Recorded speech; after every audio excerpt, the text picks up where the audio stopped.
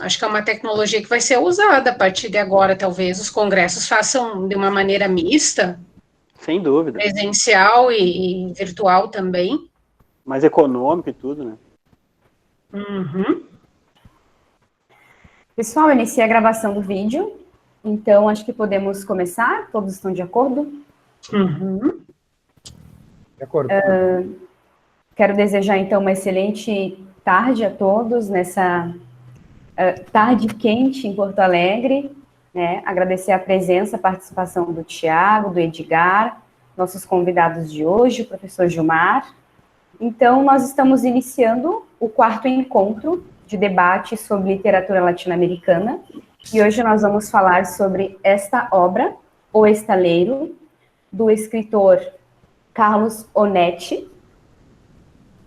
A tradução eu acho importante destacar, que é do Luiz Gil, né? Tradução muito bem feita, é importante a gente destacar aqui, depois o Tiago vai comentar para nós.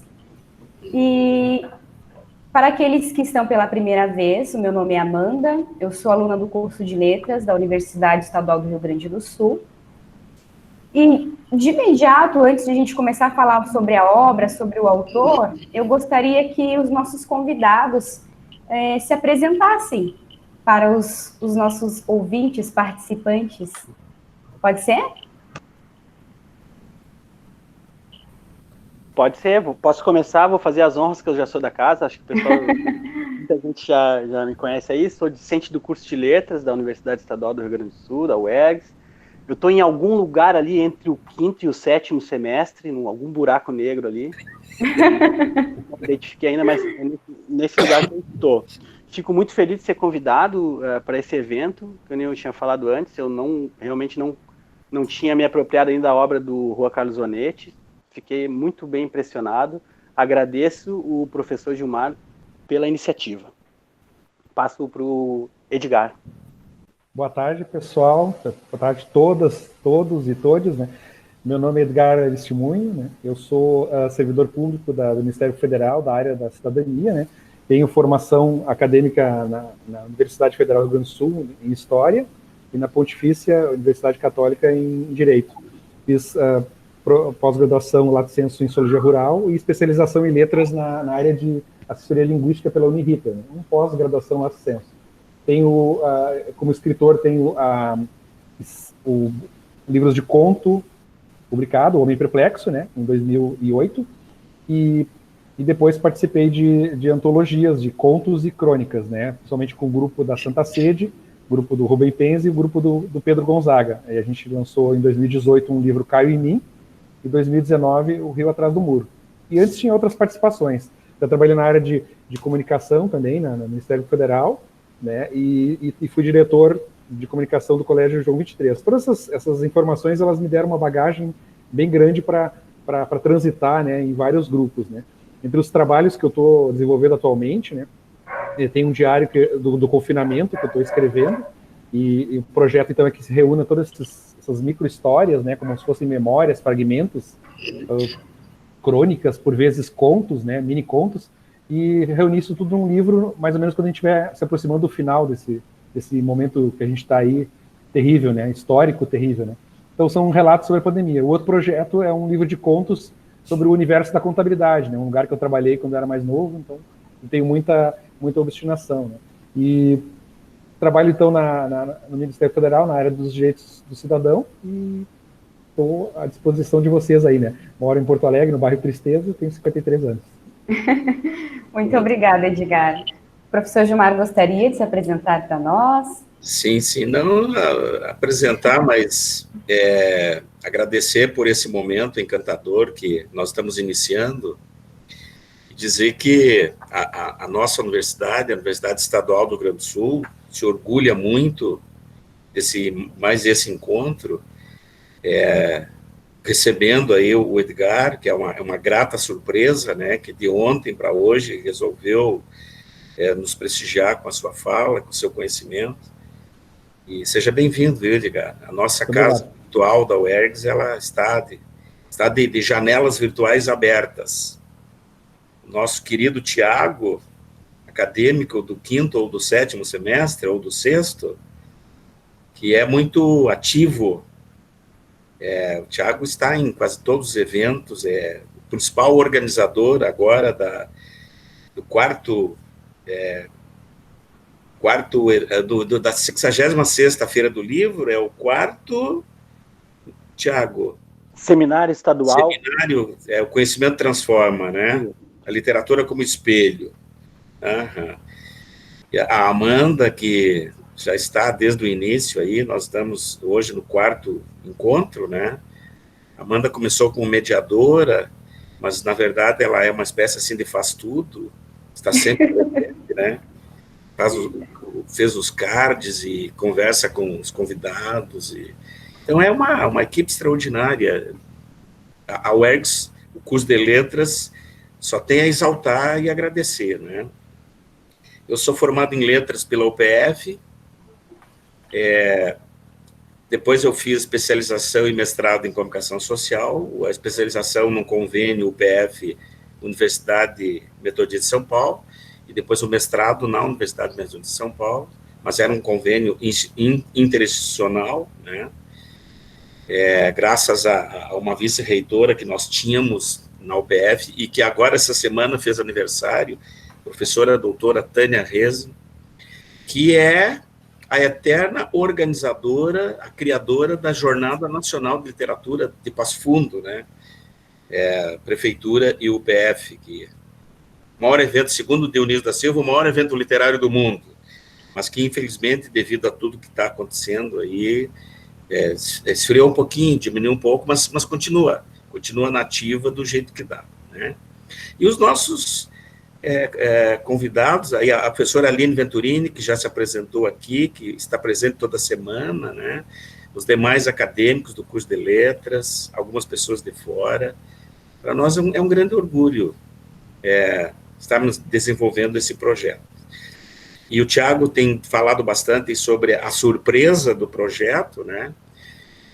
Eu vou repetir o que eu disse no primeiro encontro. 3 são os fatores. O primeiro é que esse projeto, ele não é novidade, ele foi desenvolvido ano passado presencialmente, em parte, pela Biblioteca Josué Guimarães, Biblioteca Municipal de Porto Alegre Josué Guimarães, pela Coordenadoria de Cultura. Está à frente dessa coordenadoria o professor Sérgio Gonzaga. E eu e 2 ou 3 acadêmicos presenciamos alguns encontros, e foi fantástico, né? Então, dali surgiu a carência, na verdade, disso, da literatura latino-americana, no nosso universo, né? Principalmente no nosso curso de letras, que é um curso de língua portuguesa e literaturas de língua portuguesa. E na literatura universal se trabalha, então, mais com os europeus, né? E realmente estamos descobrindo autores fantásticos, obras maravilhosas, estilos extraordinários. E o segundo fator o primeiro, então, foi essa oportunidade que surgiu lá. O segundo fator que já foi falado agora há pouco, o momento em que estamos vivendo, porque essa ferramenta, né, essa plataforma nos permite ir a várias pessoas ao mesmo tempo. Estamos cada um na nossa casa, mas estamos todos juntos, né, em prol de algo que é muito caro para nós, que é a literatura, que é o texto, né? E, logicamente, que o prazer de estar com as pessoas que amam a literatura. Porque, no caso do Edgar, que é escritor, né, o Thiago também é escritor, nós, de vez em quando, escrevemos algumas coisas, também já fiz lá atrás alguma coisa, escrevi um romance, mas sempre uma maravilha estar debatendo literatura, curtindo literatura, aproveitando ao máximo, né? Então, todos sejam bem-vindos, tá? Na nossa casa virtual, na nossa UERGS. Muito obrigada, professor. Então, antes de eu passar a palavra para os nossos convidados, antes deles iniciarem, né, esse debate, discussão sobre a obra, eu vou apresentar um pouquinho para vocês quem é este autor e como se deu esse processo, né, esse processo de escrita envolvente, essa narrativa envolvente que esse autor nos apresenta, tá? Quem é o autor Juan Carlos Onetti? Ele era filho de Carlos Onetti, né? Segundo filho de um funcionário de aduana, é descendente de imigrantes irlandeses e também descendente de uma família aristocrata luso-brasileira aqui do estado do Rio Grande do Sul, nosso vizinho. Ele nasceu em Montevidéu, em 1909, e é uma pessoa que entende de casamento, podemos dizer assim. Ele casou 2 vezes. O primeiro casamento foi com sua prima Maria Amália Onetti, tá? Com que teve um filho.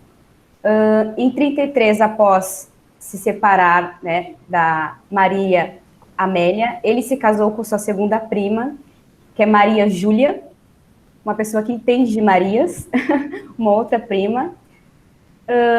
E depois disso, ele encerrou esse casamento em 45, ele ainda se casou mais 2 vezes, tá? Em 75, é um período que ele se muda para Madrid, na Espanha, onde fixa residência até os seus últimos dias. Ele veio a falecer em 94, em Madrid.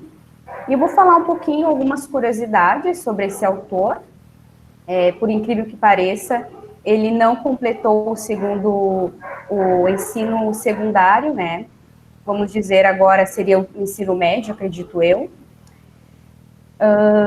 Autodidata, ele foi publicitário, diretor da biblioteca da prefeitura de Montevidéu e diretor e editor do jornal Marcha.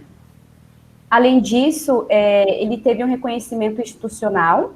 Onetti, ele gozava de largo prestígio entre alguns escritores latino-americanos, como o Gabriel Garcia Marques, né, de quem herdou essa estrutura narrativa, teve bastante influência também do Juan José Sarr, Júlio Cortázar, que afirmava, amigo dele, né, do escritor, que afirmava que a sua obra, ele costumava dizer que a sua obra era considerada um grande romancista latino-americano. Além disso, ele trabalhou como jornalista na agência Reuters, exilou-se em Madrid depois de 75, fugindo do período, né, do governo militar.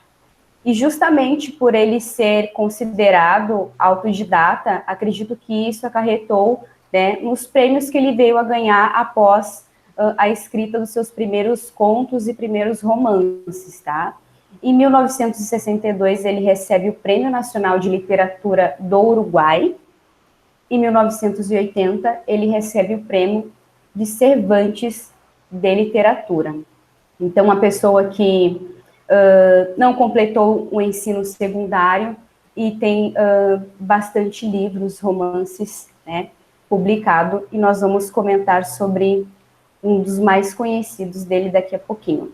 Eu trouxe algumas obras, né, deles para vocês dar uma olhadinha, mas eu vou mencionar as 3 mais importantes, justamente porque ela tem como pano de fundo, como cenário, uma personagem, que é a cidade de Santa Maria, que se inicia na obra La Vida Breve, de 1950. O Estaleiro, né? Aqui nós vamos conhecer melhor essa cidade, né? Como que se dá essa narrativa, essas personagens, que foi publicado em 1961. E depois, em 64, o Junta Cadáveres, que também tem como protagonista o mesmo protagonista, personagem do Estaleiro. Eu não vou falar todas as obras, eu vou mencionar só essas 3 que são as mais relevantes para a nossa discussão. E agora eu queria que o Tiago iniciasse apresentando o enredo, né, da narrativa, desse romance, os personagens. Pode ser, Tiago? Pode ser, claro. Então, gente, eu, como falei assim, previamente não conhecia o Juan Carlos Onetti, fiquei muito bem surpreendido. E até, no primeiro momento, questionei se o professor Gilmar colocou o Juan Carlos Onetti, quem é? Por que o professor Gilmar está no... Aí depois eu me apropriando assim e vendo assim as falas dos autores consagrados, como a Amanda já falou ali, do Gabriel Garcia Marques, o próprio Mário Vargas Llosa. Eu vi que era eu que estava, na verdade, eu que estava pifando, né? O professor Gilmar é que estava certo. Então ele nos deu essa oportunidade de conhecer esse universo aí, que para mim foi muito interessante. Mas assim, falando especificamente do Estaleiro, é uma história, como é que eu vou dizer assim, é um romance social, e ele começa assim, a história começa 5 anos depois que o personagem foi expulso da cidade de Santa Maria pelo governador. Então já tem um passado antes de iniciar a trama. Eu acho que isso é uma sacada interessante do Onetti também, porque a gente entende que aconteceram coisas antes de chegar até o momento do romance em si, do Estaleiro, né? Então, eu acho que o Onetti, se não me engano, é um dos poucos assim, existencialistas da linguagem, na língua castelhana. Depois o Edgar pode falar melhor sobre isso também. E eu acho que o que marca bastante, sim, o que me marcou muito, foram as mudanças constantes de foco narrativo. E uma coisa que eu não conseguia identificar, quer dizer, eu identifiquei, mas eu não conseguia nomear, e o professor Gilmar veio me salvar, que é o fato dele usar assim, um discurso indireto livre. E talvez seja essa a grande marca do Onetti, o que diferencia ele dos outros assim, contemporâneos. Porque se nós formos olhar assim, o Garcia Marques, realismo mágico, né, maravilhoso lá, os outros que nós falamos, Cortázar. Então ele vai para um outro lado, ele é assim, não tem nada de mágico, assim, uma coisa muito real ali que ele está nos passando, né? E os personagens são muito humanos, assim, eu acho que isso nos aproxima do romance. Então o Estaleiro acontece na cidade de Santa Maria, que é também um personagem, não deixa de ser um personagem, né? Nós discutimos sobre isso, que é uma cidade fictícia que ele criou baseado em Mocondo, que é a cidade do 100 anos de solidão. Mas para mim me pareceu muito a Santa Fé do Érico Veríssimo, que é também uma cidade fictícia.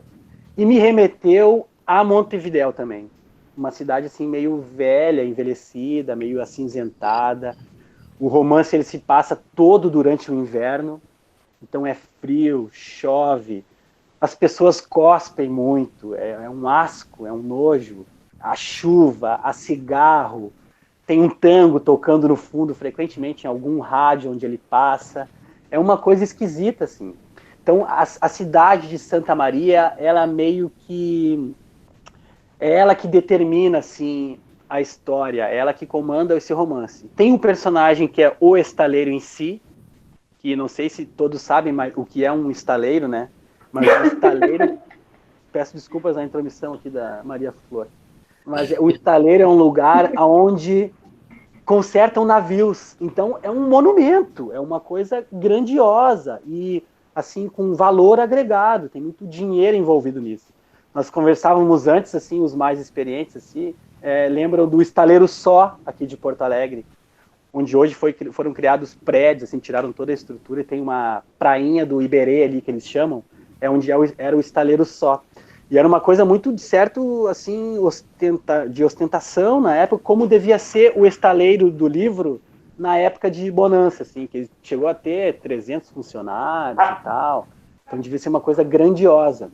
O estaleiro é um personagem do romance. Santa Maria é um personagem do romance. O Larsen, que é o Junta Cadáveres, também é o personagem principal, que ali tem dentro do seu núcleo a Angélica Inês, que é filha do Petrus, dono do estaleiro, e a sua governanta ali, que é a Josefina. Os funcionários do estaleiro lá, que é o Galves e o Kunz. O Galves é meio que o contador, assim, digamos, e o Kunz seria mais a parte braçal ali. Então, esses são os personagens bem divididos, assim, não tem muito... Tem alguns ou outros. O espaço é um espaço ali próximo da Argentina, uma zona portuária. Então, tudo isso ele consegue descrever, e a descrição dele, assim, a Amanda chamou a atenção nisso, né? É uma coisa absurda nos detalhes. Então, para o cara tirar o chapéu e colocar em cima do colo, é uma lentidão, mas isso é proposital, no meu entender. Então ele faz com que a gente sinta isso. Então são personagens assim que no meu modo de ver não seriam nossos amigos na vida real. Então isso talvez nos aproxime mais, porque a gente enxerga, a gente se identifica nessa condição, né? Que todos nós carregamos um pouquinho disso, né? Do que ele coloca nesses personagens. Então para mim foi interessantíssimo assim essa parte. E o Larsen, o Junta Cadáveres, é uma pessoa assim triste. Ele é um cara que ele não tem sol nesse romance. Ele é um cara machista, no meu ponto de vista, se fosse fazer uma análise assim, feminista do romance. As mulheres estão ali para servi-lo ao longo do romance, então ele usa dessas mulheres para conseguir o que ele quer. No caso, ele usa da Angélica Inês, que é filha do Petrus lá, para conseguir o dinheiro, usa da outra, que é a esposa do Galvez, para conseguir um documento que ele precisa. Então ele presenteia as duas mulheres com o mesmo presente, que é uma caixinha de pó de arroz, e usa a mesma frase para as duas, para que te lembres de mim quando te olhares no espelho. Então, um canalha, o cara é um canalha, falando assim, mas, falando assim, a grosso modo, isso aproxima, porque a gente conhece vários canalhas ao longo da nossa vida, e isso nos aproxima desse personagem, porque é um cara real ali, né? Parece muito próximo, assim. Então, o próprio recurso de usar o discurso indireto livre também nos aproxima, nos coloca lá dentro do romance, né?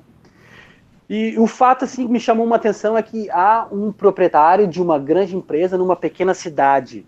Vocês não acham isso muito próximo, assim, do que a gente conhece?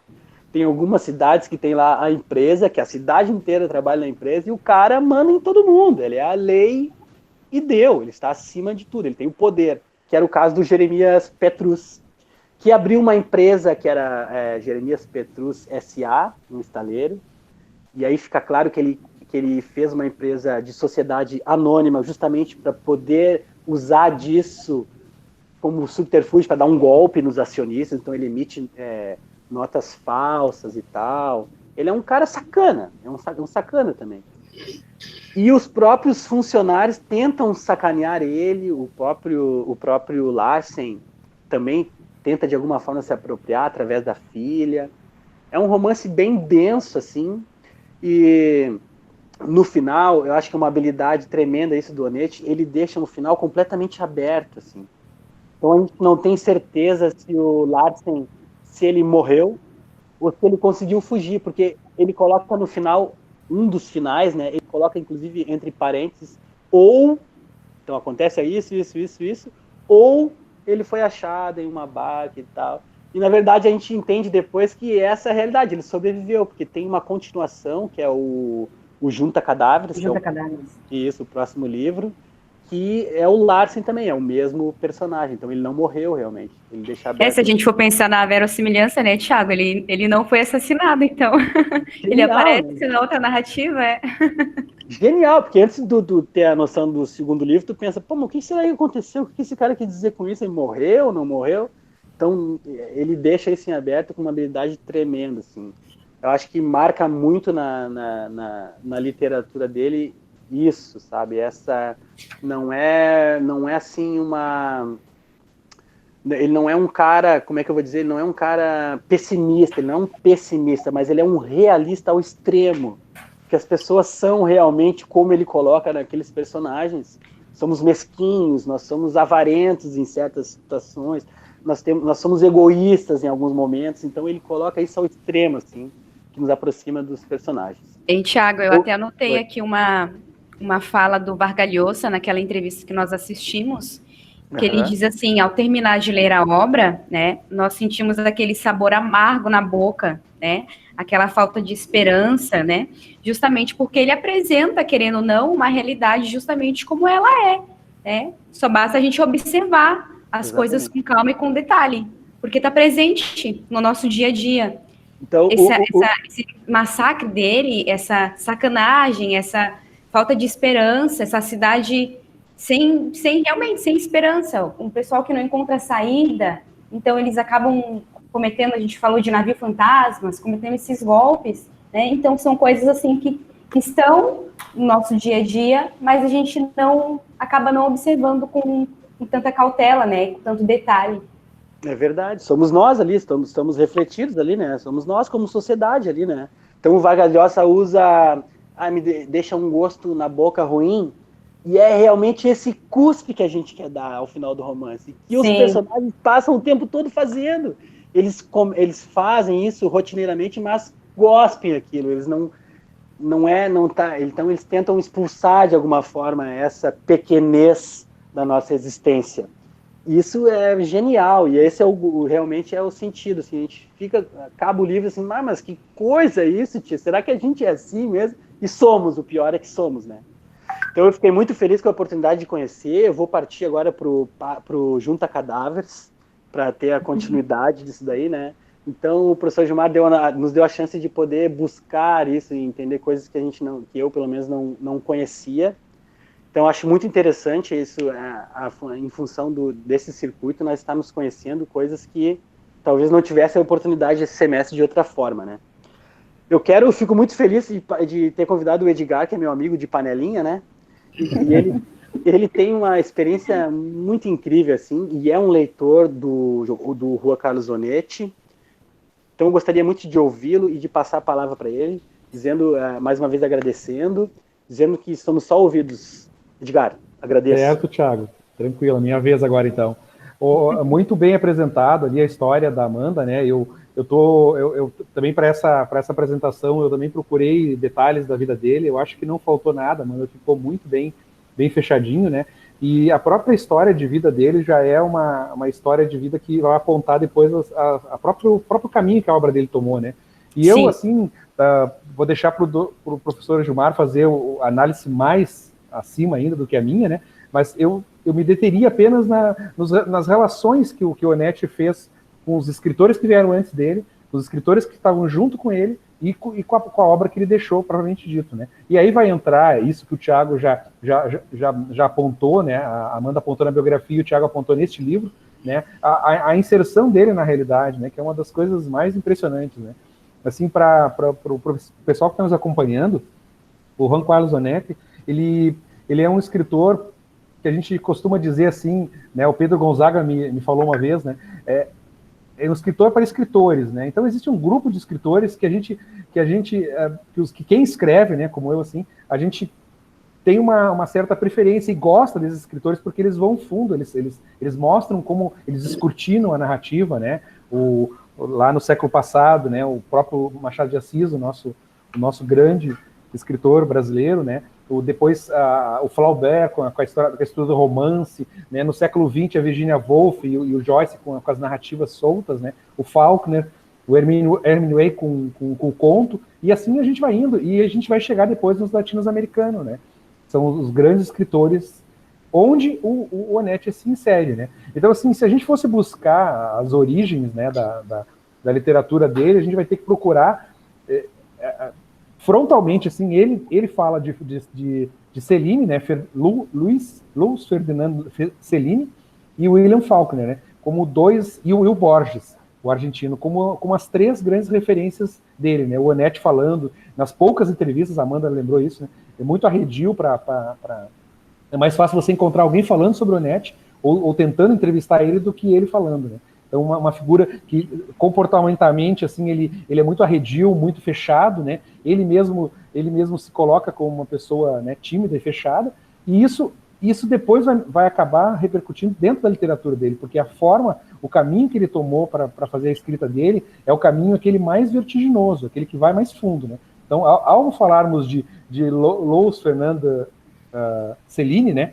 Então lá tem A Viagem ao Fim da Noite, Morte a Crédito, e do William Faulkner, né, com toda a trilogia das famílias, né, Enquanto Agonizo, Sartóris, Palmeiras Selvagens, todos os grandes livros do William Faulkner, eles vão aproximar, o Onetti vai se apropriar deles, e ele vai escrever sobre esses escritores, né, na primeira parte da vida dele, quando ele era jornalista. Então essas obras, elas são muito densas, elas são obras que vão dentro do ser humano e procuram muito, né, a inquietude do ser humano, né, aquilo que também outros escritores como a Virginia Woolf, o Joyce, né, de certa forma o Marcel Proust, que eu não sou muito especialista, né, Mas eu, assim, anotei aqui para mim algumas influências que quando eu fui agora, esses 2 dias rápidos que eu tive para me preparar, que eu fui começando a pensar e percebi que existem outros escritores que estão conversando com o Onetti nesses anos 30, que ele começa a escrever, anos 40, né? Que é o Ionesco, o Samuel Beckett, né? Pela questão do absurdo, né? Da condição do homem, o Robert Walsh, né? Que então é argentino, um escritor que pouca gente conhece, né? O Robert Musil, né? Um austríaco que escreveu uma obra de 1.200 e tantas páginas, né? Que é O Homem Sem Qualidades, uma obra impressionante. A gente vai ver que os personagens do Onetti têm um pouco desse absurdo do Ionesco, dessa falta de sentido do Beckett, do Samuel Beckett, do vazio da desqualificação que o indivíduo vê dentro dele, né, do Robert Musil, e eu ainda acrescentaria o Frank Kafka, né, como a condição absurda do homem, né, o questionamento dele dentro da estrutura patriarcal, dentro da burocracia, né, coisas que então vão repercutir também, provavelmente, na leitura, né, as pessoas vão identificar esses pontos no Onetti, né. E um autor mais contemporâneo, então seria já mais para o final da vida do Onetti, provavelmente não influenciou ele tanto, porque ele já estava com a obra dele toda escrita, que é o Antônio Lobo Antunes, né, muito parecido também com o William Faulkner. Então esses três, Antônio Lobo Antunes, o Onetti e o Faulkner, fazem uma linha assim, de narrativas que vão muito fundo dentro da condição do homem, né.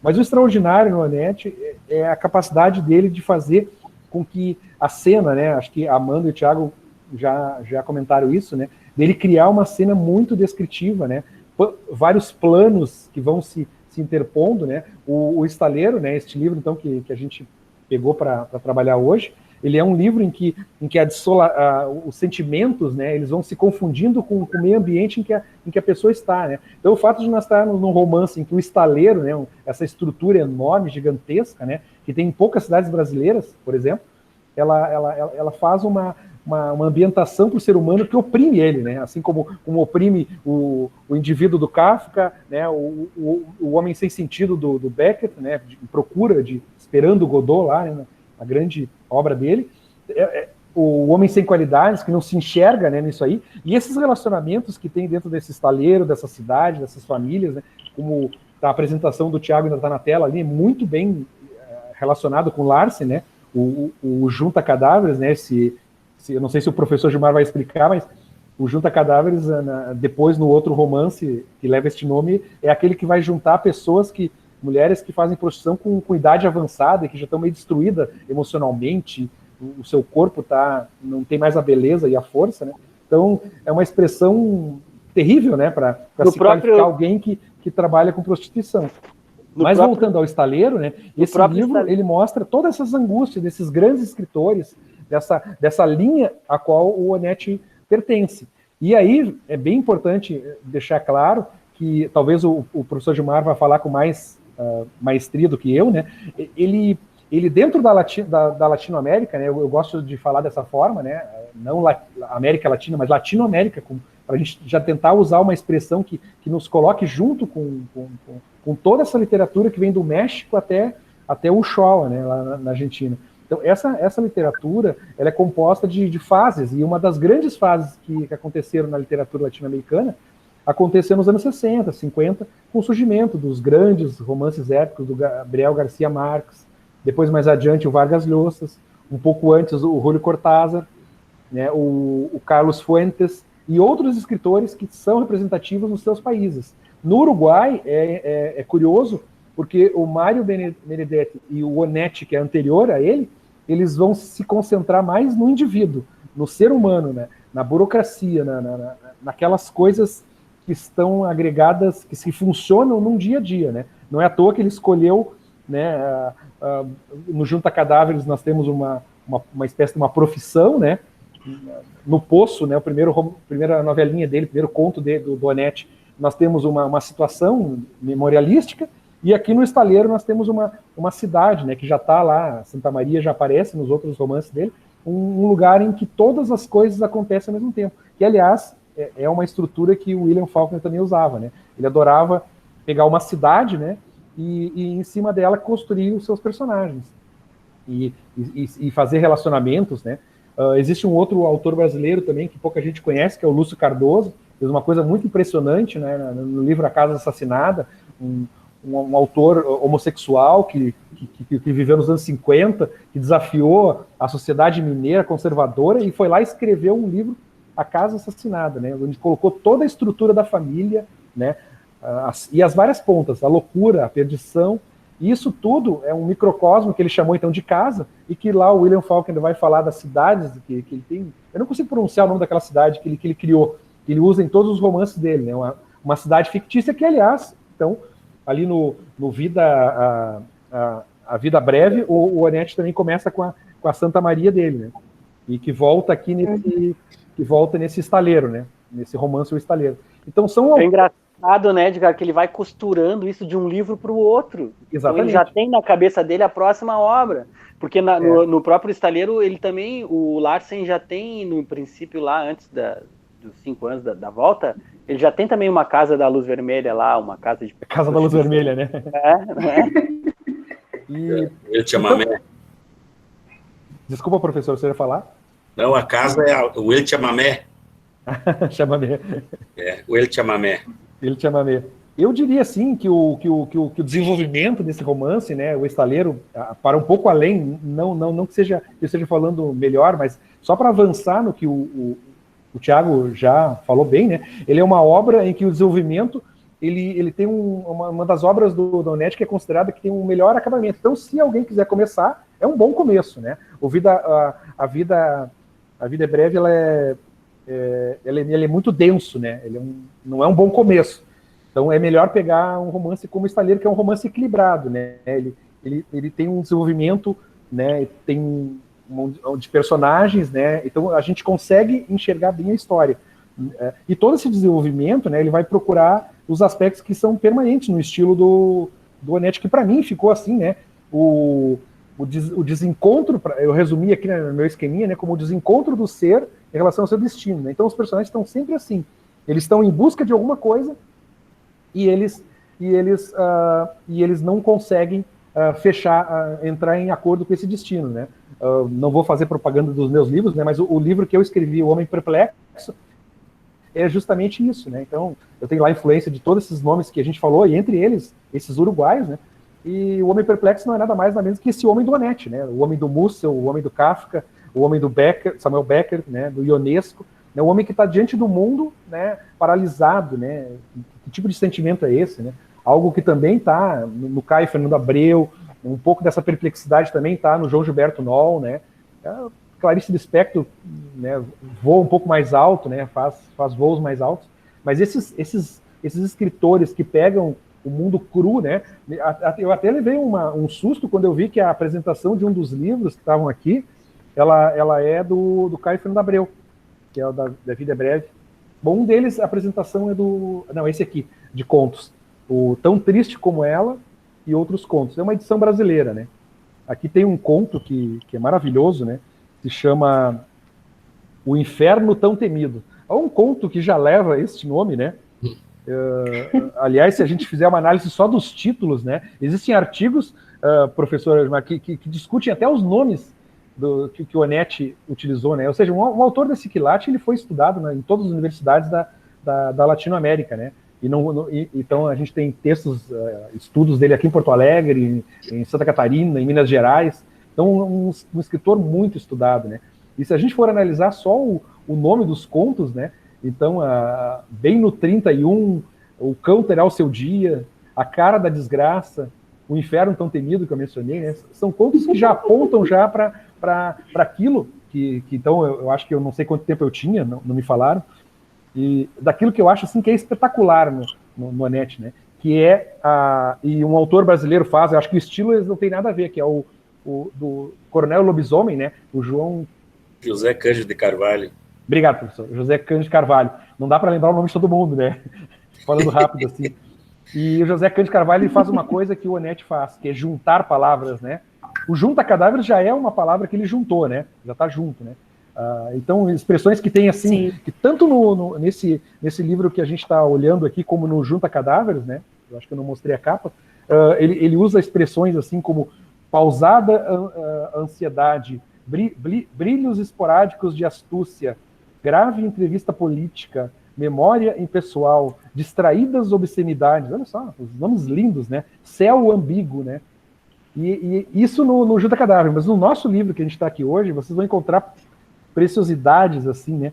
Concedeu, né? Então, o personagem, né, cedeu, né? Concedeu com fadiga, né? Digamos, com enfado, né? Então, as expressões que ele junta, elas mostram, assim, o estado de ânimo do personagem, a disposição dele diante do mundo, a dificuldade que ele tem do relacionamento, né? A perplexidade dele diante do mundo, né? Um outro trecho aqui. Sorriso de apreensão e antecipada nostalgia. Ou abertura de frases, assim, primeiro ninguém, e depois ninguém. Coisa linda isso, né? Lindo. Porque, assim, tem uma aqui também, ele fala assim, explicou Galvez de pé a bomba do mate cravada em seu sorriso furioso. Lindo, né? Lindo. Eu acho que os nossos espectadores, vamos chamar assim, né? E ouvintes também, né? Larsen passou do nada para a solidão, né? Então, assim, vão... Um monte de exemplo. Meu livro está todo riscado, né? Na ocasião que eu li, 2012, sei lá, não me lembro. Então, assim, eu gostaria de destacar isso, né? Ele é um autor que tem uma linha de influência bem declarada. Ele mostrou reverência a esses autores, coisa que qualquer pessoa que quer escrever tem que fazer, né? Porque a gente não cria nada, né, gente? A gente apenas tenta transmitir novas sensações. A gente cria a literatura, né, a partir daquilo que tenta ordenar o mundo real, né? E o Onetti, sendo uma pessoa fechada, introspectiva, que ficava muito em casa, arredia entrevistas, ele assumiu muito esse personagem de escritor. Mas não alguém assim como Dalton Trevisan, que nunca falou com ninguém na vida, né? Mas alguém que foi lá e escreveu muito, uma obra muito impressionante. Ele não estava dentro do grande sucesso que foram o Gabriel Garcia Marques, né? O Mário Vargas Llosa depois, o Júlio Cortázar, né? Muito badalado pelas suas experimentações metalinguísticas, etc. A minha pergunta era essa: por que isso tu achas, Edgar, que ele não teve essa expressão assim do Benedetti? Porque ele é muito cru, né, gente? Se vocês quiserem ver um escritor brasileiro de verdade, é João Gilberto Noll, é Caio Fernando Abreu, né? É Lúcio Cardoso, pessoas que sofreram na vida deles, né? O preconceito, né? Por acaso, só por um acaso mesmo, citei 3 escritores homossexuais, mas só foi uma coincidência até, né? Mas muitos escritores que labutam direto, né? Hoje em dia o Luiz Rufato, né? Na década de 70, o Inácio Loyola Brandão, né? O próprio Rubem Fonseca foi um escritor estigmatizado e depois se revelou um grande artista, né? Então, assim, são escritores que vivem o ato de escrever fundamentalmente. Eu acho que, respondendo a tua pergunta, Thiago, é isso. Ele entrou dentro do que seria um escritor. E, portanto, ele não tinha outra saída, e aí, digamos assim, é um beco sem saída bonito, né? Lima Barreto, alguém tá falando aqui. Eu tenho nos meus 40 escritores de influência o Lima Barreto, e eu descobri um livro dele tardiamente, assim, faz poucos anos que eu descobri, Cemitério dos Vivos. E pelo título desse livro do Lima Barreto, vocês já mostram, né? Já mostram para vocês, ele poderia ser uma influência do Onetti, se o Onetti leu ele, não sei, não tem como saber. Sem dúvida. Então, assim, já é o vazio existencial do indivíduo que está dentro do hospício, né? No caso do Lima Barreto. Né? Então, todos no hospício, exatamente, Patrícia. Então, todos esses autores, eles viveram intensamente, não só a literatura, mas a vida deles, né? E a vida deles foi a literatura. Né? O Caio Fernando Abreu, para mim, eu sempre coloco ele como um grande patamar. Né? Eu respeito escritores como Érico Veríssimo, com Luiz Antônio Assis Brasil, né? E com o João Baldo Ribeiro, né? E lá na antiga, os grandes clássicos, né? Guimarães Rosa, porque eles também fizeram monumentos estruturais, né? na literatura brasileira. Né? Viva o Povo Brasileiro é um livro lindo, né? João Guimarães Rosa, o Grande Sertão é um livro para ser lido em voz alta, né? 400 páginas para ser lido em voz alta, né, gente? É isso, né? Tem que ser gritado, tem que ser falado, né? Ele é música, né, Thiago? É música. Muito oralidade. Então, assim, já me estendendo, eu avisei aí para os organizadores que se deixar, eu fico falando até às 10 da noite. Eu gostaria de registrar isso, né? Pode ficar à vontade. A linha evolutiva do Onetti, o relacionamento dele dentro da Latinoamérica e a autenticidade dele como autor. Não, eu não estou desconfiando que Vargas Llosa não seja um escritor autêntico, que que o Carlos Fuentes, né, que tem novelas e romances maravilhosos, né, não sejam também escritores super importantes, né, absurdamente importantes, né, e os argentinos que eu pouco mencionei, mas que são super importantes, né, com Robert Alton, né, o Boy Casares, né, o Borges e o Cortázar, evidentemente, já foram citados aqui, né, e dentro dos uruguaios, né, os grandes escritores, né, Mário Arregui, o Juan José Morosoli, esses que eu falei, o Benedetti, Mário Benedetti e o próprio Onetti, né. Eu penso assim, estou aberto para perguntas, né, mas eu sou apenas um autodidata, né, a minha formação em letras é só um pós-graduação de estilo e gênero, né, e que me deu poucas leituras, né, mas eu vou atrás. Tá muito legal, tá muito gostoso. Agradeço o convite e fico à disposição. Tá muito legal isso, Edgar. Continua, Edgar. Mas tem uma entrevista do Onetti que o repórter pergunta para ele, tá, mas Juan, por que é tão difícil te entrevistar? E ele diz, mas é porque vocês fazem sempre as mesmas perguntas. Sensacional. Uma coisa que me veio agora, vocês estavam falando sobre relação autor e obra, né?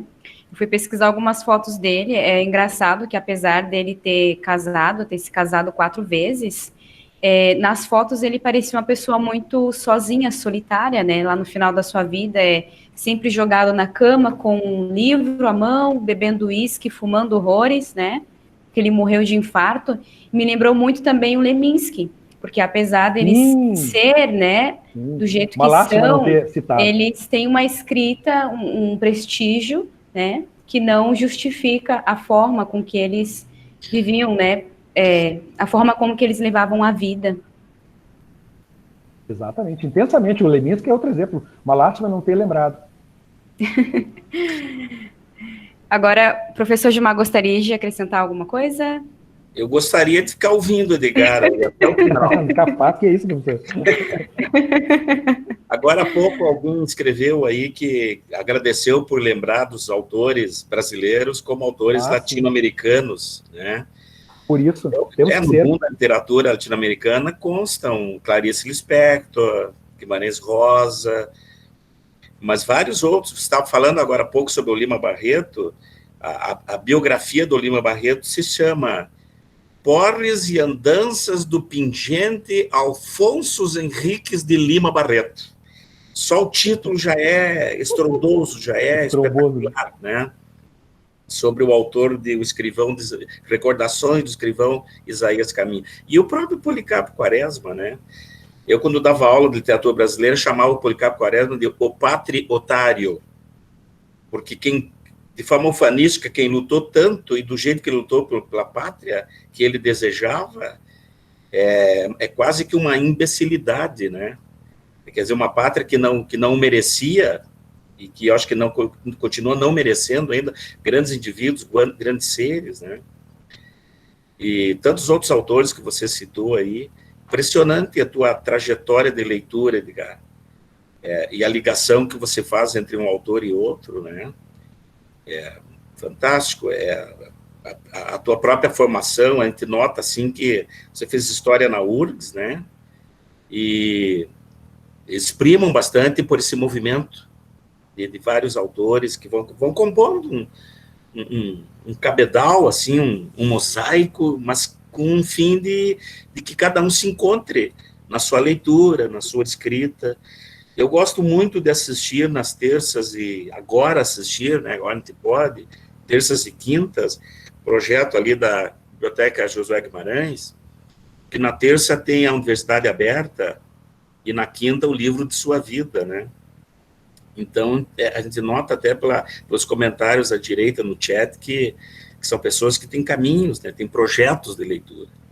Só quem lê bastante é capaz de fazer essa amarração que você fez aí, do nosso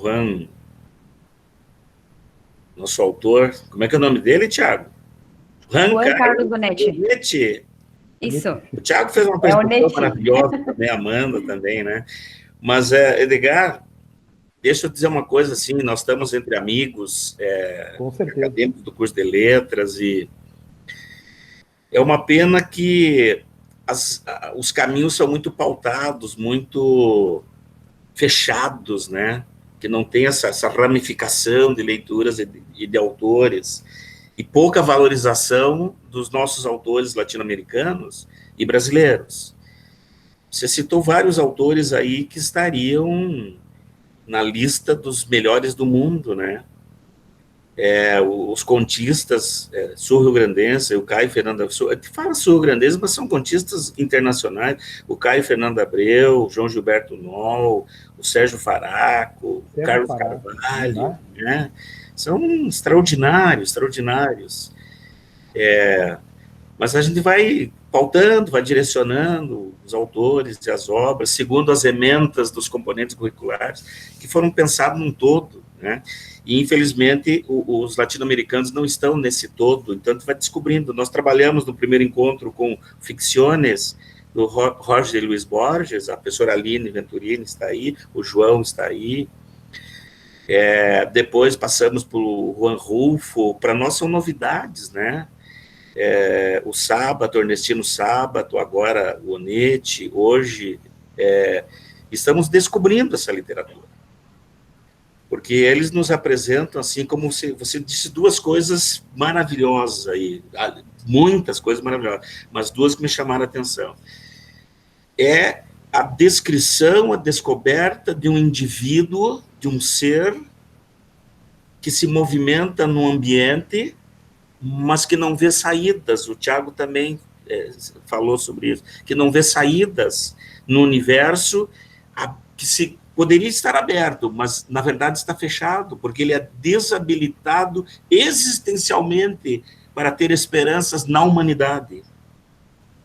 O Conto Sul, por exemplo, do Borges, mostra isso, né? O próprio Chão em Chamas, do Juan Rulfo, mostra isso. O Chão em Chamas, o conto que dá a origem à obra, é aquele descarrilamento de trens em um dos contos, que mostram aquela tragédia humana terrível, mas que todos também são influenciados por aquele clima árido, seco, as pessoas tão secas quanto, né? A gente vê muito isso, por exemplo, no João Cabral de Melo Neto, né? O poeta que luta contra o tempo, mas o tempo ligado ao ambiente, né? E, bom, eu coloquei algumas características aí desta obra, e alguns trechos que vêm depois, e vocês já citaram vários trechos. É impressionante como a fábula no estaleiro não tem tanta importância quanto o estilo. O que nos interessa saber, por exemplo, o nome completo do Larsen. No segundo final, na obra, na página 249, nós temos dois finais, e a última, o que está escrito por último é que faleceu, morreu de pneumonia em El Rosário, antes que terminasse a semana, e nos registros do hospital figura completo seu nome verdadeiro. O que nos interessa é o nome verdadeiro do Larsen. O que nos interessa é como ele manipulava as pessoas, como ele se apropriava das fraquezas humanas e como ele mentia para si mesmo. Né? O próprio fato de ele conviver por anos na casa do Jeremias Petrus, com a falsibilidade de desposar a Inês, mas convivendo com a empregada da casa para ficar próximo, e talvez tendo com ela um filho que encontra no Belgrado, ali no hotelzinho que ele fica, na pousadinha que ele fica, que ele exige que o menino lustre os seus sapatos. O Tiago citou muito, de uma pequenez humana extraordinariamente mal, né? Se nós entrarmos na Hannah Arendt, é a banalidade do mal, mas esse mal é existencial, né? Se o professor me permite... Sim. Esse aspecto da mentira, né, no Larsen, ele é uma frase do Donetti, né, que diz assim, que a literatura, eu vou falar em português, né, a literatura é mentir bem a verdade, né, como traduzindo direto do espanhol, seria isso aí, né? E então significa que o nosso ato de escrever é um ato de convencimento, né? Então a gente está mentindo, mas é também, ao mesmo tempo, a tentativa de organizar, né, a loucura do mundo, como lá no Céline, né, na Viagem ao Fim da Noite, né? Então o Onet tem essa característica, e ele coloca isso nesse personagem lá, como o senhor bem observou, né? Então a mentira, ela é a forma que ele manipula esse mundo no qual, né, os personagens não encontram saída, né? Muito bem. Sim, sim. E o outro aspecto, antes de entrar aí nos textos finais, é o escritor dos escritores, né?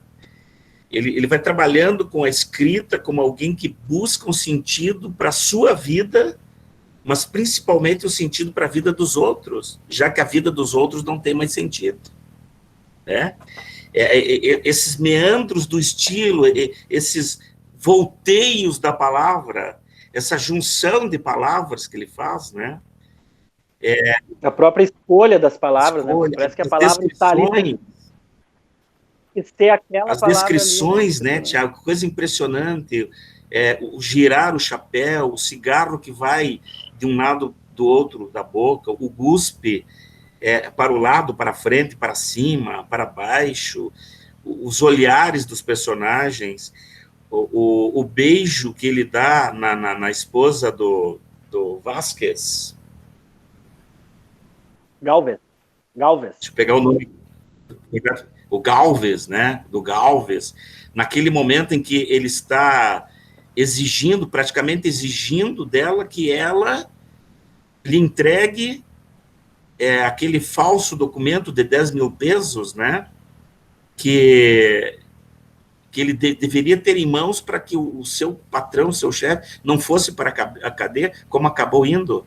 E as falsas promessas de que os dois, em algum outro momento, pudessem ficar juntos, se conhecessem antes, ou se tivessem outra oportunidade. É um canalha.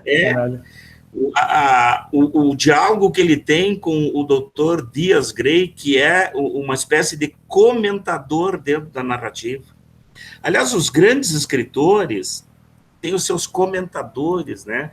E os comentadores eles são o que chama de vez em quando, tecnicamente, de alter egos dos autores.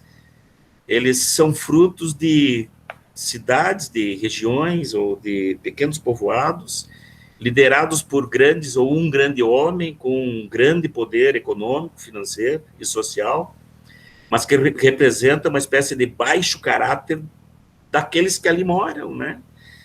O que é aquela entrada dele no El Chamamé, quando ele conhece o Barreiro, e a nortista. O Tiago chamou atenção ontem, as personagens femininas desse livro do Onetti, elas não são grandiosas. A Inês é a doida, né? A empregada da casa, que depois a gente vai descobrir que ele tem uma profunda e grande e antiga relação. A Josefina é conhecida como uma preta. Ele tem de 30 a 40 anos, ela 30 anos.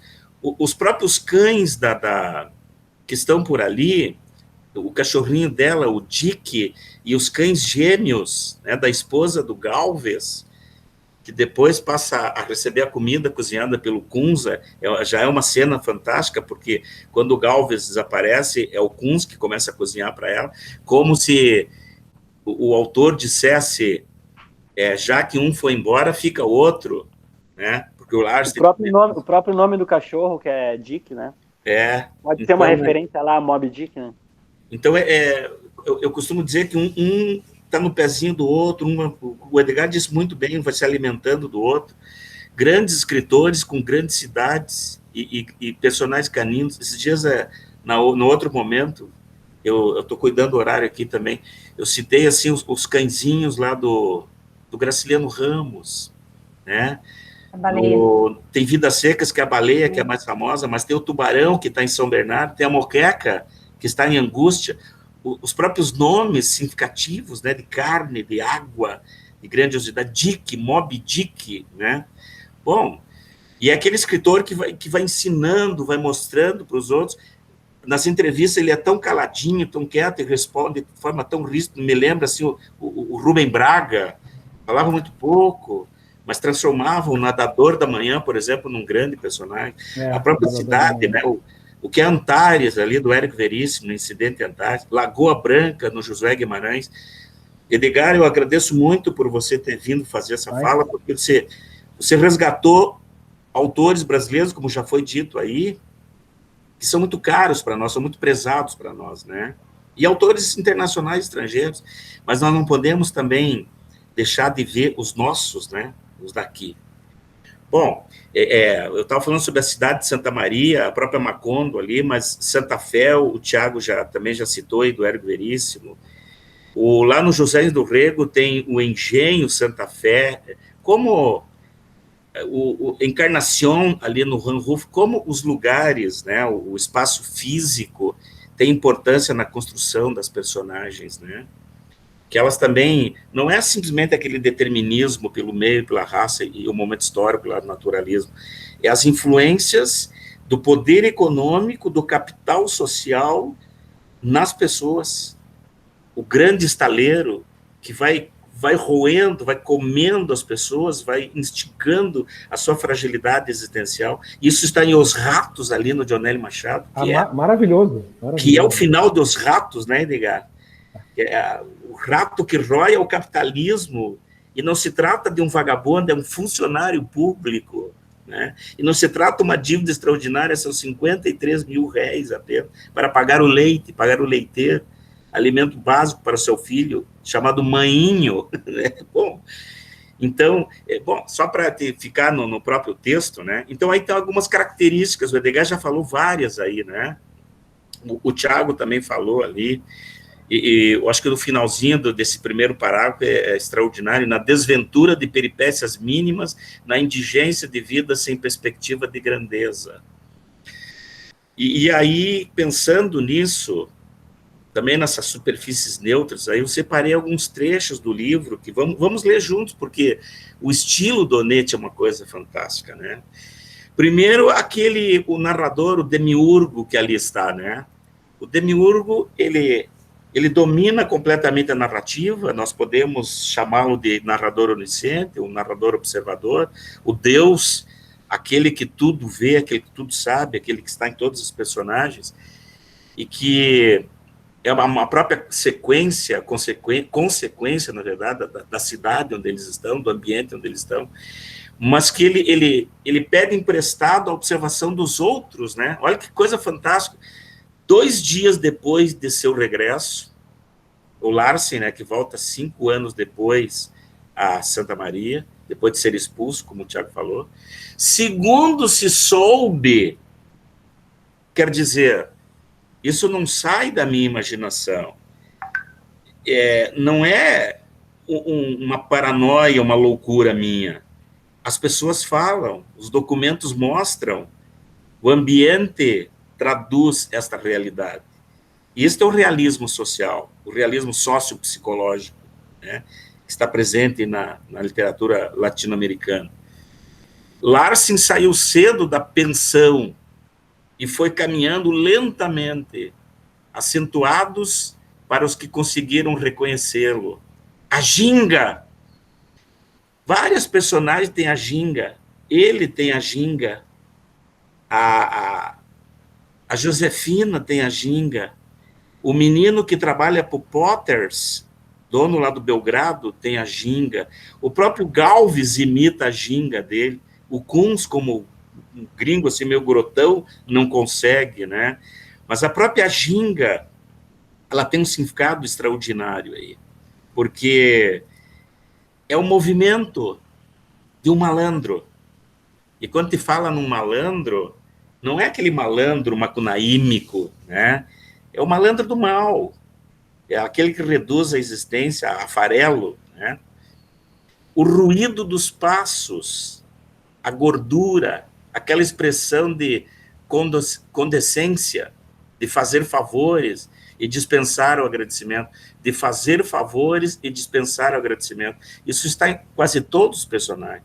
Parece, e depois nós vemos um outro trecho em que o Petrus conversa com o médico, fica claro, ou fica latente, ou manifesto melhor, que o médico tem a obrigação de cuidar da esposa dele ante a morte. E a menina é doida porque vê a mãe morrer com apenas 15 anos, né? Então, não precisa agradecer. Uma pessoa depende da outra. É como o estaleiro que depende de capital.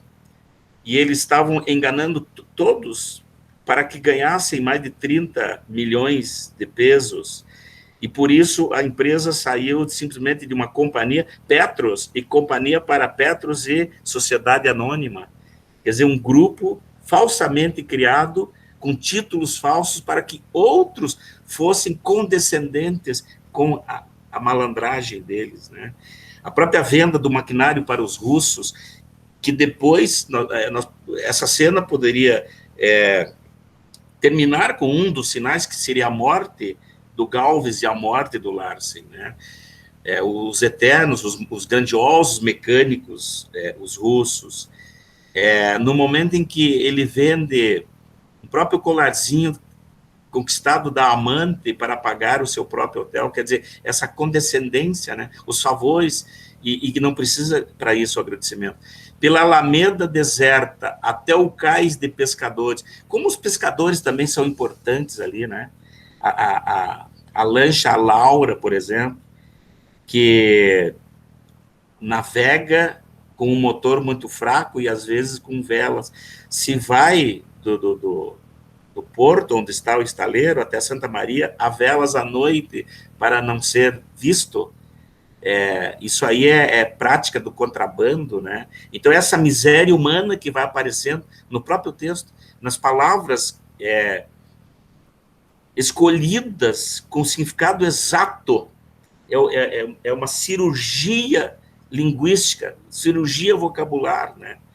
E o homem, Onetti, pelas entrevistas, o escritor que vai se movimentando e mostrando a escritura e a própria historiografia do ser humano, aparece no próprio texto. Desdobrou o jornal, ele usa muito aí o jornal El Liberal, desdobrou o jornal para sentar em cima, ficou olhando a forma nublada. O jornal para sentar em cima, quer dizer, o jornal não interessava tanto o que estava escrito, porque o que estava escrito era sempre uma atenuante ao estaleiro falido, né? E com o estaleiro falido, o porto falido, o povoado de alemães, imigrantes alemães e pequenas fazendas de mestiços, né? Uma outra coisa também que chama muita atenção, logicamente que não vamos ler todo o texto, né? Que o tempo vai passando rapidamente, a galope. O narrador, ele aproveita o discurso indireto livre, o indireto e indireto livre, para dar a verossimilhança narrativa, a legitimidade daquilo que ele está mostrando. Então, a Inês é a doida. A Inês perde a mãe aos 15 anos. A Inês tem um pai ausente, um pai falido. Ela conviveu com a ganância, porque ele ia muito à Europa fazer negócio, e frequentemente ia a Buenos Aires, e nota que Buenos Aires aparece de novo aí como a capital latino-americana, né? A capital europeia na Latinoamérica, né? Mas ela tem voz, ela tem vida, e ela pensa, e ela tem sentimento, esta é a voz dela. Começo a suar, a dar voltas, 2 horas, 1 hora antes dele chegar. Note a tradução primorosa, o verbo do infinitivo, não dele, e de ele chegar. Porque tenho medo, e tenho medo também de que ele não venha. Medo de sua presença, medo de sua ausência. Olha a personagem sem saída. Medo de que a presença pode provocar, medo de que a ausência do personagem pode provocar. Não há esperança.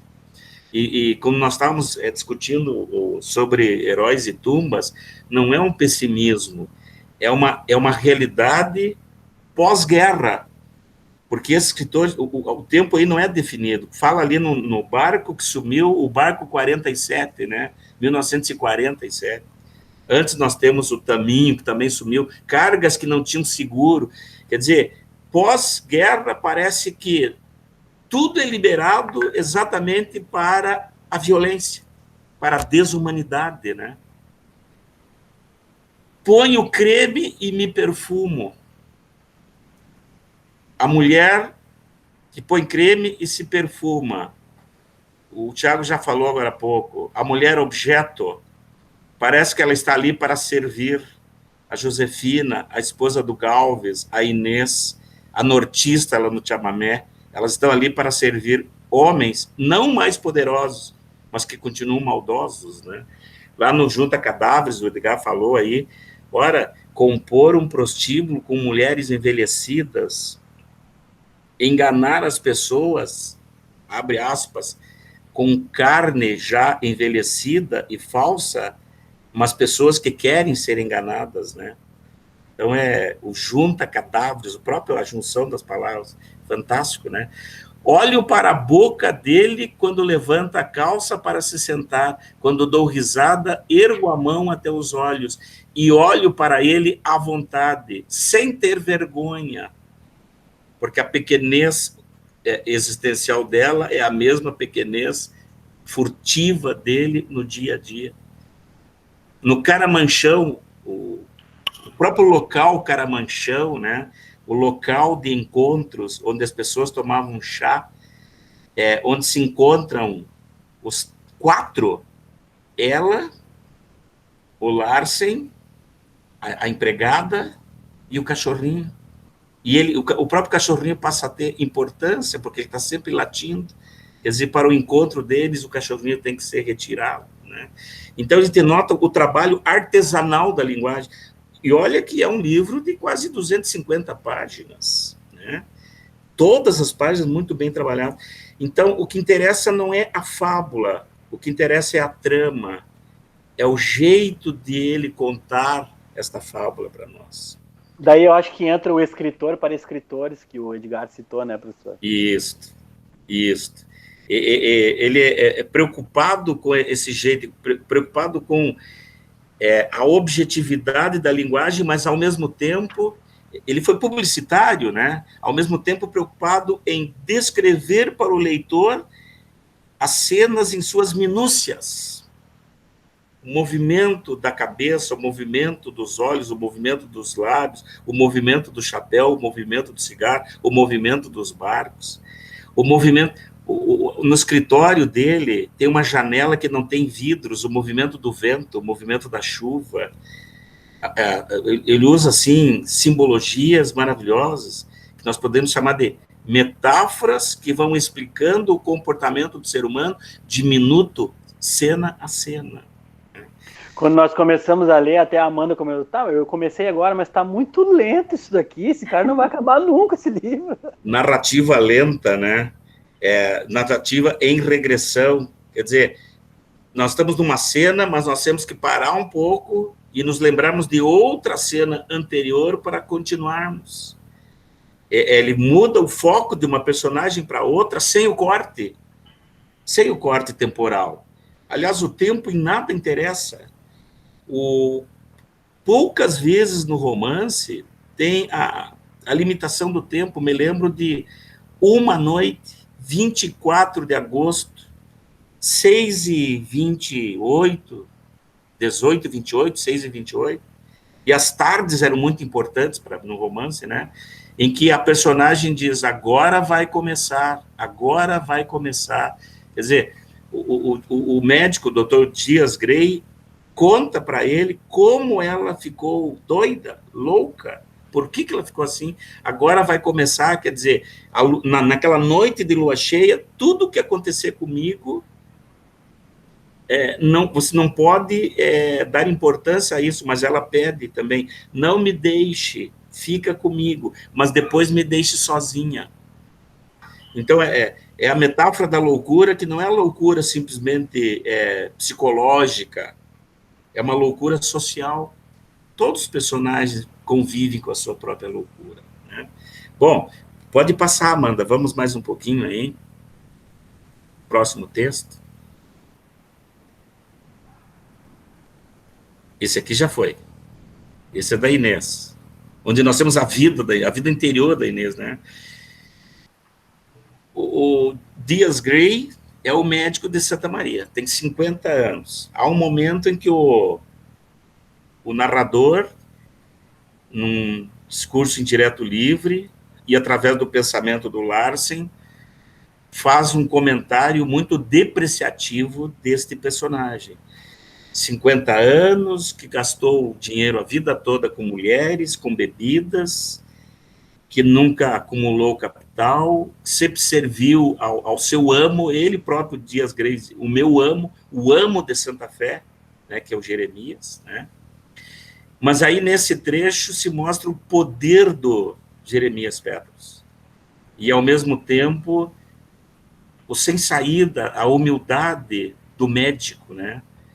Mas, na reflexão dele, o comando do amo em relação a todas as pessoas. Vou fazer chegar ao Senhor seus honorários, doutor. E Dias Grey soube que não lhe pagaria naquele momento, por delicadeza em relação a ele, e por separar uma ideia de dinheiro da saúde de sua filha, e que a promessa também estava sendo feita para que Dias Grey não esquecesse que seu tempo e sua inteligência eram coisas que Petros podia contratar. Olha o capital social, o capital econômico, sublimando o capital humano. É a desumanização do humano. E o que nos chama atenção é que, pelo menos nos livros que nós trabalhamos até agora, em todos, ou quase todos, há isso, né? Há isso. E teve algum momento, acho que quando o Pablo, lá no Juan Rulfo, estava falando, como eu e o Pablo somos amigos de tanto tempo em Passo Fundo, eu dizia para o Pablo que quando pertencia ao movimento católico, movimento político católico, lá no final dos anos 1970, início de 1980, nós cantávamos: meu Deus, eu te pergunto se ouves minha voz, se é este o teu povo e o que queres de nós. Milhões de homens pobres, porque poucos têm demais, somos um supermercado para as multinacionais. Quem sabe um dia livre tua fronteira erguerás, América Latina, eu te amo demais. Então a pergunta que se faz é: por que nós lutamos antes, estamos lutando e ainda lutaremos tanto pela nossa Latinoamérica? Separada do velho mundo. Para deixar de ser colônia um dia, né, professor? Na obra do Ernestino Sábato, sobre heróis e tumbas, nós temos assim, uma certa simpatia pela Evita Peron, e a professora Marta Hoppe, com muita propriedade, nos chamou a atenção de que Evita negociava com os bancos alemães para que oficiais nazistas passassem por Buenos Aires, pela Argentina, né? E que obra densa, né, sobre heróis e tumbas. E olha no finalzinho desse texto ali, ó: não é necessário, disse Dias Grey, afastando-se suavemente da mão em seu braço. Vim examiná-la por causa desse pequeno acidente. E esse pequeno acidente não tem nada de anormal. Não tem nada de anormal. Esse pequeno acidente é normal. Esse anormal já nos leva a uma sugestão de que a esposa era muito maltratada pelo capitalista, né, pelo dono do estaleiro. Isso mesmo assentiu Petros. Normal. Perfeitamente normal. Para o senhor, doutor, e para toda a cidade, para todo o mundo. Notem que é manifesto o poder desse homem. E é manifesto também, se eu posso fazer também um trocadilho, o despoder do médico. E esse médico vai aparecer depois lá em Mata Cadáveres, aliás, Junta Cadáveres. Ele vai aparecer como personagem depois. Ele é companheiro, digamos assim, empresarial do Larsen, né? Claro, disse virando-se, não é só na Europa que os médicos cumprem uma cerimônia de juramento quando se formam. E não só os professores. E não só os professores. Médicos fazem juramento. Professores fazem o juramento. É uma servidão àqueles que mandam, e aqueles que mandam porque pagam. E pagam porque porque há um processo crescente de miserabilidade pelo não assentamento de uma virtude desses profissionais. Nós estamos percebendo nesse nosso momento aqui a exaltação da mídia pelos médicos, dos médicos, e ao mesmo tempo o sofrimento dos médicos diante de algo tão desconhecido como esse vírus, né? Mas vamos multiplicar por muito e vamos ver os professores historicamente nisso, né? O Tiago dizia, ontem nós estávamos conversando, professor, trabalhando bastante sempre, agora, antes e no futuro, sempre, nós trabalhamos bastante. Enquanto isso, há nesse texto e em todo o romance, a crítica à elite que domina pelo seu poder econômico, né?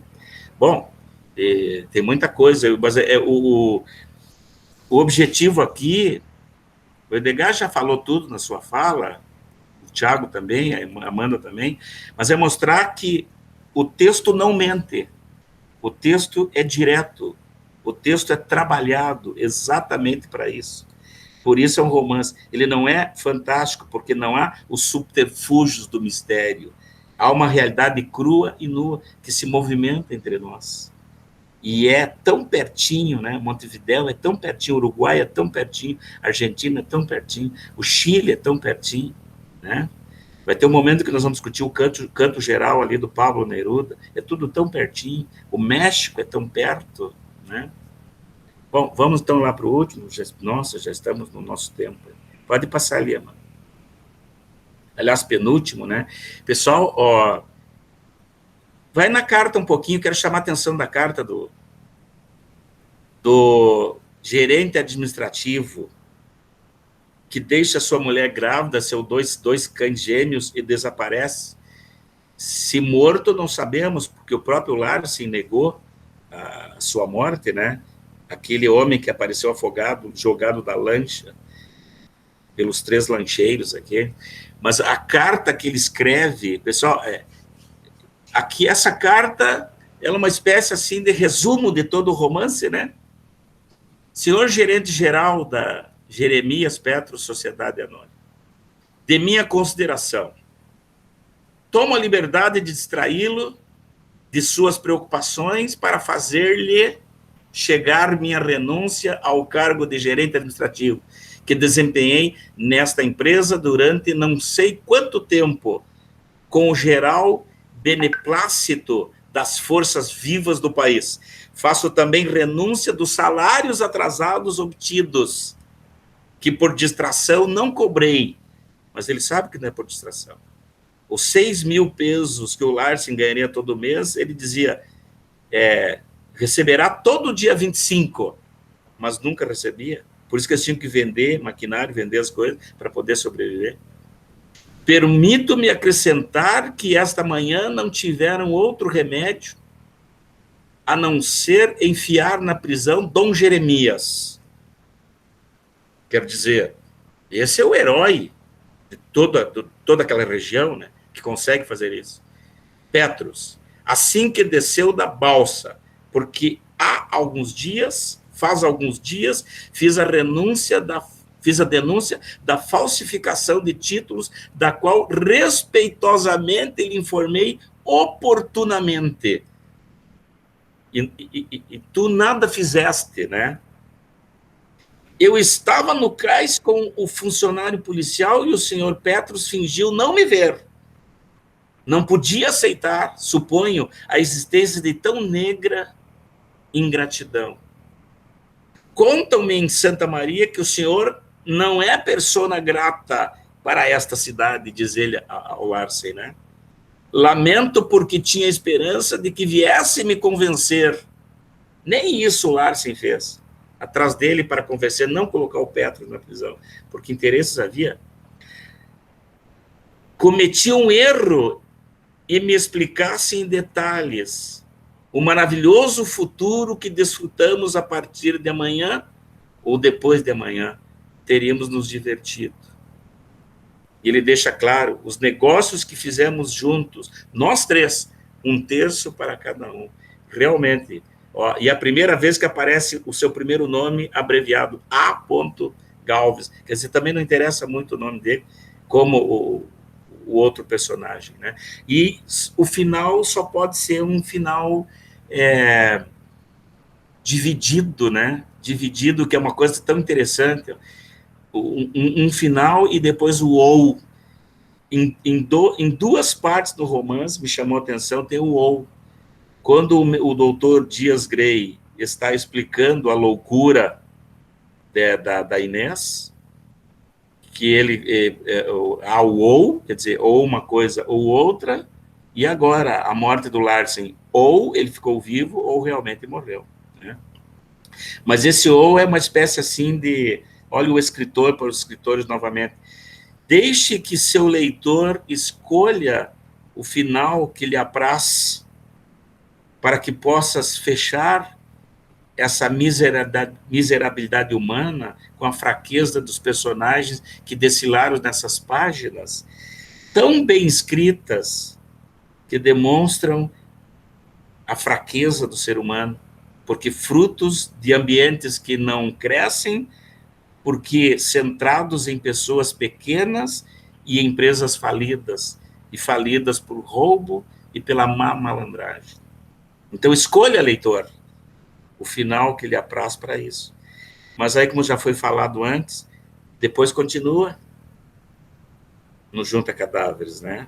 Depois continua, porque é necessário continuar, mesmo nessas realidades cruas e nuas. Só para citar, Edgar, mais alguém aí do nosso hall, vamos pegar, assim, contemporâneos, lá quando ele começou a escrever, dois grandes autores realistas sul-rio-grandenses, Ciro Martins e Josué Guimarães, né?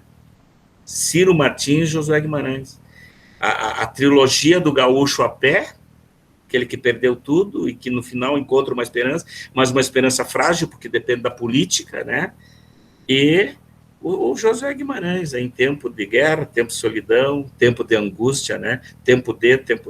Camilo Mortágua, né? Camilo Mortágua, maravilhoso, Camilo Mortágua. Perfeito, né? É perfeito. Toda a Porto Alegre, nos anos 30, 40, toda a elite porto-alegrense que iria na igreja de Nossa Senhora da Conceição confessar seus pecados, e ao sair os cometia de forma regular. A hipocrisia da sociedade brasileira, né?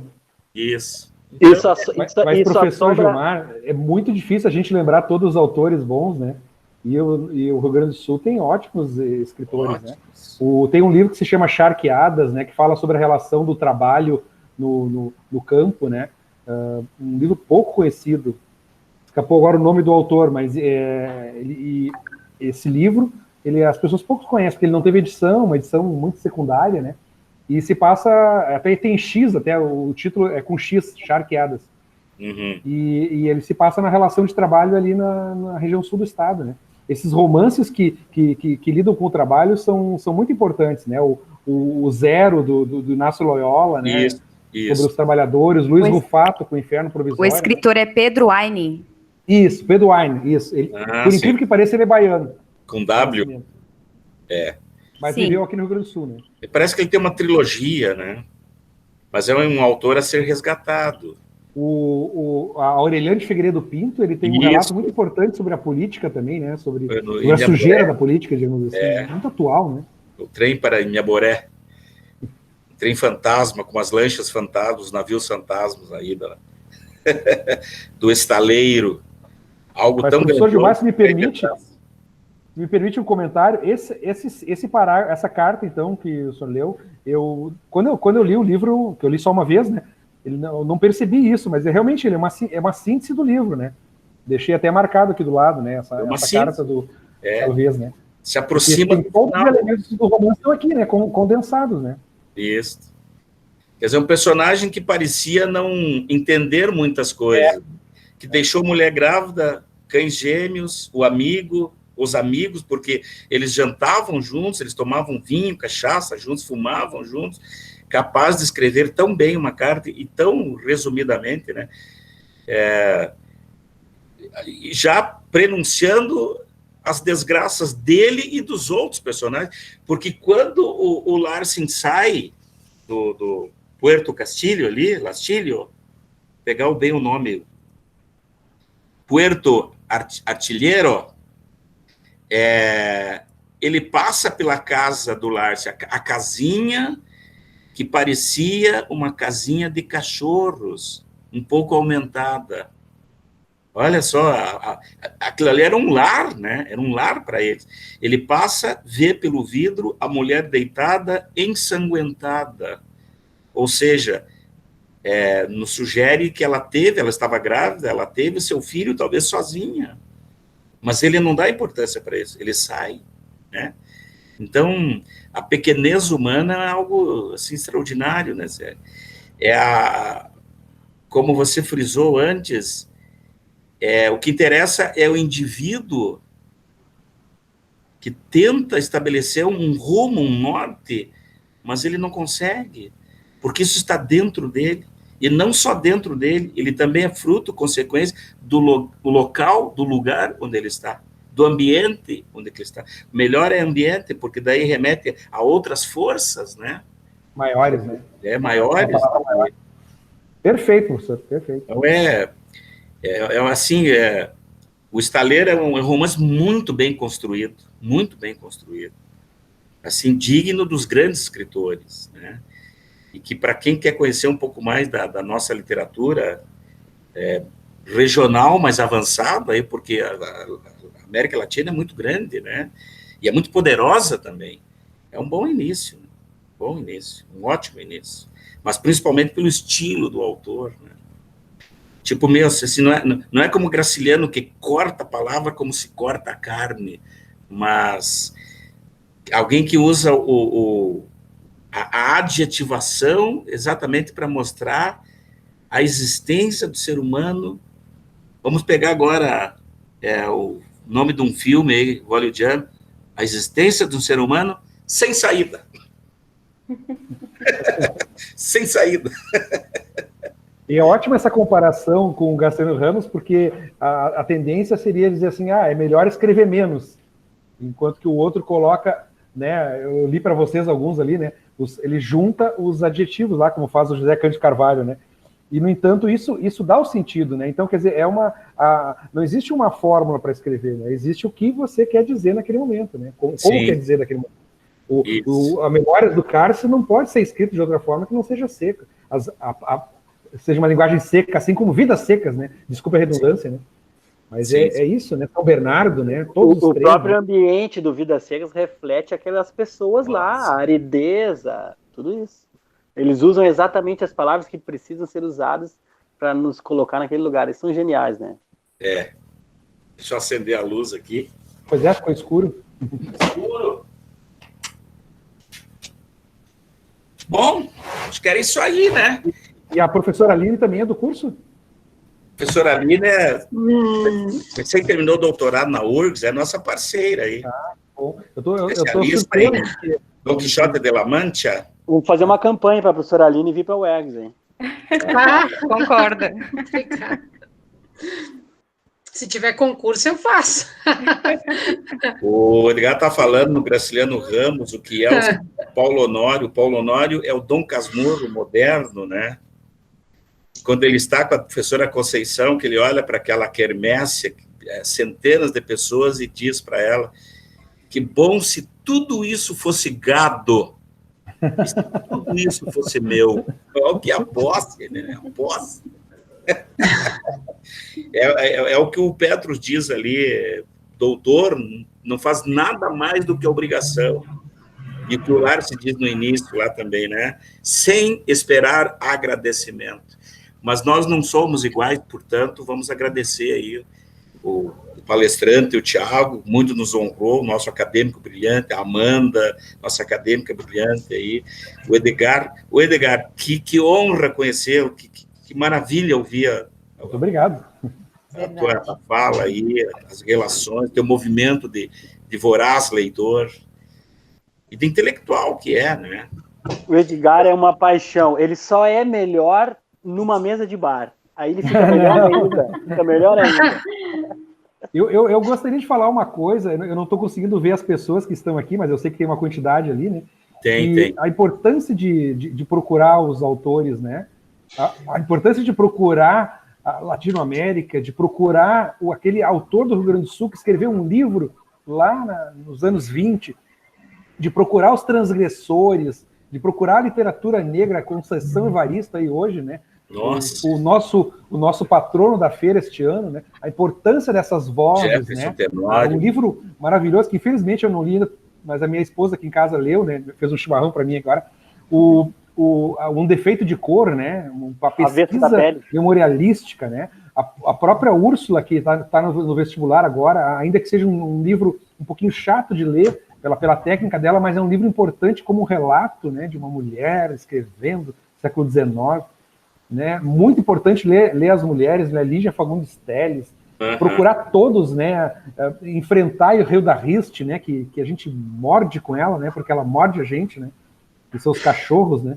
Então, assim, escritores, procurar todas as coisas possíveis, ler tudo do mais diferente possível que se possa imaginar, né? E a gente nunca consegue ler todo mundo, né? Eu nunca li o Tempo, em busca do Tempo Perdido, né? Então, a gente não consegue ler tudo, mas tem que procurar. Tem que fazer uma disciplina, tem que fazer uma leitura randômica, né? Ler russo, ler portugueses, ler alemães, né? Eu faço muito isso, né? Eu vou fazendo ciclos, né? Por acaso, o ano que vem serão os uruguaios, né? Então, eu vou pegar muitos uruguaios. Então, é isso. É isso que eu dou de dica para vocês que estão aí nesse númerozinho que aparece para mim ali. Né? Leiam, vão atrás de tudo, né? É isso aí. O Onetti foi um autodidata também, né? Sim, sim. E olha aí o lugar dele na literatura mundial, né? Sim. E ele escrevia e colocava algumas páginas numa cumbuca, né? Escondia, depois ele retomava as páginas. Um artesão da palavra. Um romance dele foi encontrado numas caixas da irmã dele, numa mudança, quando ela se mudou. Uma coisa assim, tem uma história assim. Nossa. Que ótimo, que ótimo. Esse aqui é uma publicação de Bogotá, né, Colômbia, e aí é Vida e Obra. Aí do lado tá Vida e Obra, aí o livro vira e fica de ponta cabeça, e aí tem o Los Adioses. Então é uma publicação bem curiosa, né? Ele vira, o livro vira, tu lê ele ao contrário. Mas esse Vida e Obra aqui pega muitos depoimentos dele, é ótimo. Eu vou colocar aqui a indicação bibliográfica no chatzinho. Obrigado. Quer falar alguma coisa, Aline? Achei a palestra maravilhosa. Eu realmente não conhecia esse autor. Não conhecia mesmo. Mas agora eu vou procurar ler esse romance. E fiquei encantada com a palestra. Muito obrigada, Rodrigo, e ao convidado também. Ao Edgar Aristimunho, é isso, né? Aristimunho. Como se lê? Aristimunho. Aristimunho. Muito bom. Chegamos ao final de mais um encontro. Eu acho que o pessoal está começando a colocar os agradecimentos aqui no chat, se despedindo. Não sei se alguém tem mais alguma pergunta de encerramento. Eu só quero dizer assim, Edgar, esse projeto ele foi pensado também para que os nossos acadêmicos fossem os protagonistas do evento. Estou vendo, muito lindo isso. Então, toda semana nós temos gratas surpresas. É uma marca do curso de letras da UERGS, né? O trabalho coletivo. Fundamental. A escrita não é tão solitária como se prega, né? É verdade. Uma vez o Dalton Trevisan, que é o mais esquisito de todos os escritores brasileiros, ele consome as pessoas quando vai nos lugares, né? É como se fosse um mala. É um mala. Ele fica lá. Me conta como é que foi aquela tua transa, aquele teu negócio, né? Então, assim, ninguém conhece ele, mas ele, quando pega as pessoas, consome, né? Uma vez a professora, né? Não vamos julgá-lo, né? A professora Valesca de Assis, esposa do Luiz Antônio Brasil, também falou: se você quer trabalhar, quer viver com literatura, procure a sua turma. E vocês são a minha turma, gente. Obrigado mais uma vez, viu, Edgar? Te devo um chopp lá no Apolinário, tá? Tá certo, é isso. Muito obrigado pelo convite. Quando quiserem, estou aí à disposição, se eu for capaz de palestrar com vocês. Querido. Muito obrigada, muito obrigada. Muito obrigado. Tudo de bom. Obrigada aos participantes. Então, nos encontramos aqui terça-feira que vem, às 17 horas. para debater mais uma literatura latino-americana. Obrigada, Confirmado. pessoal. Um abraço. Um abraço, uma excelente noite a todos. Obrigado. Missão Igualmente. cumprida. Um abraço, professor. Abraço, Amanda. Tchau, Edgar. Valeu. Obrigado, Tchau. Edgar. Tchau, tchau. Obrigada, Edgar. Tchau, professor. Obrigado aos participantes.